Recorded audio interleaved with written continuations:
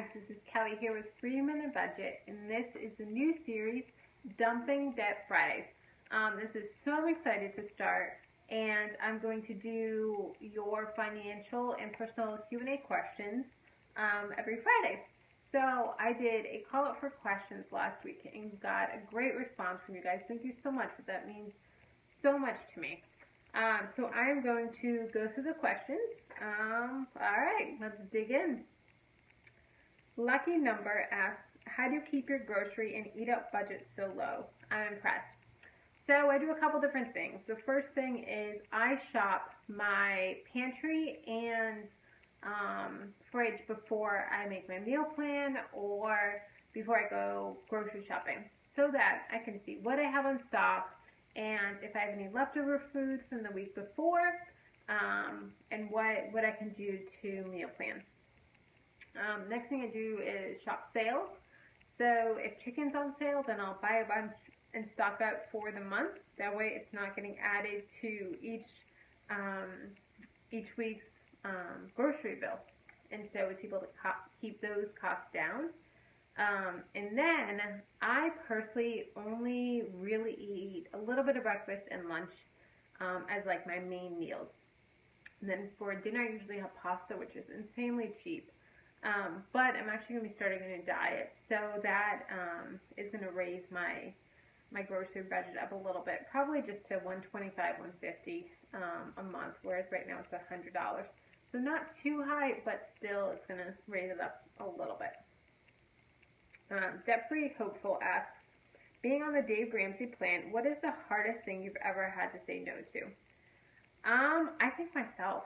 That's really the hardest thing. Is I've always been so big on, well, not really big on, but I've always been struggled with instant gratification and delaying gratification. I always, if I wanted something, I would go and buy it. If I wanted a shirt, I would buy it. If I wanted this, I would buy it. Mostly on Amazon, whereas you can just buy it right away as soon as the thought jumps in your head.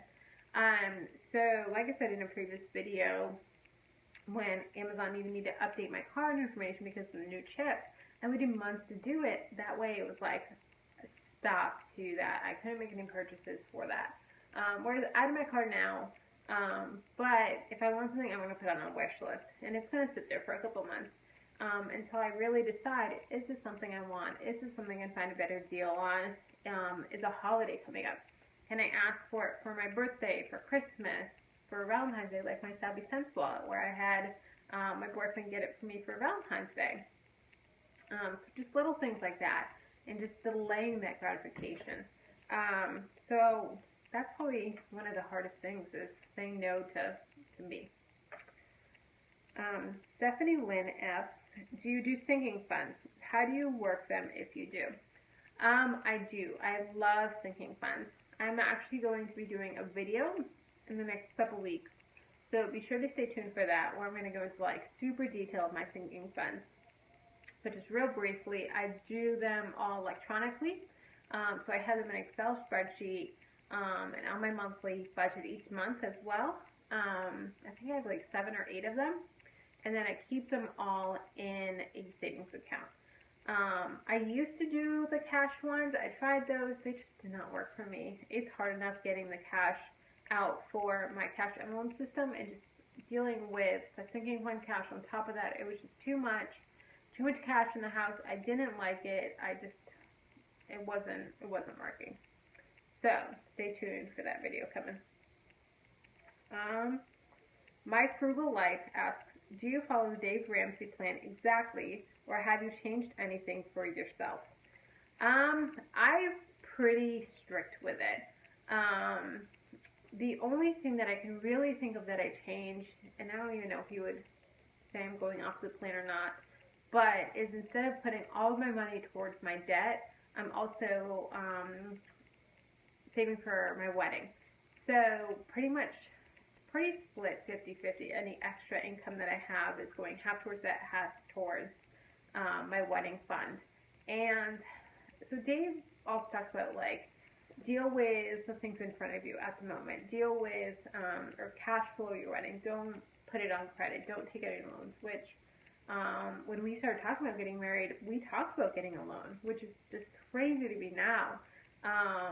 So it's just so cool how your thought process changes in a year. So that's really the only thing I think that I really changed of the Dave Ramsey plan. Other than that, I am like super strict to a T. Where some of my friends that are on the plan and coworkers, like when we talk about it, I'm like, how you can't do that? You're going off the plan. That's not what Dave says. And so like, I know, Kelly, but that's what I'm doing. And so, yeah. Living Weird asks, what is something you do that you thought you would never do to save money? This was a hard one for me to think about. One of the hardest things for me that I've had to do is say no to friends and family. I was always so much in gratifying other people's their feelings or needs or whatever, that I would do whatever they ask for. I would, if they invite me somewhere, I have to go. I can't insult them by not going. I have to go to the baby shower. I have to go to the gift. I have to go to the wedding. I have to go camping with them. I have to go to Disney with them. And I cared so much about what every single person thought about me and not what was best for me. And so that's something I've really had to work on and work through. And that's honestly been the hardest thing. And something that I don't think I ever thought it would get to that place of where I'm okay with not satisfying everyone's needs. And if someone thinks low of me, or I think one of the biggest things for me, especially growing up, was, or not growing up, but when I first was in college, and if someone invited me to say Disney and we didn't go for like a weekend trip, like, does she not have the money? What's the reason? And all of this like gossip about it. Whereas if I said no, they'd be like, okay, that's on next time. So that's one of the biggest things. Julie Cahn asks, the former Mrs. Jones sent me over to check out your page, and I'm glad she did. I really like this video. It helps me with the current situation. I have a lot of debt, behind on my credit card bills, and I've been taking care of my 4 walls, plus I just had my first child in March. You can say my life is a crazy mess right now. LOL. Sorry if I said too much. Again, thank you for this video. And that was on the what to do if you're behind on your bills video.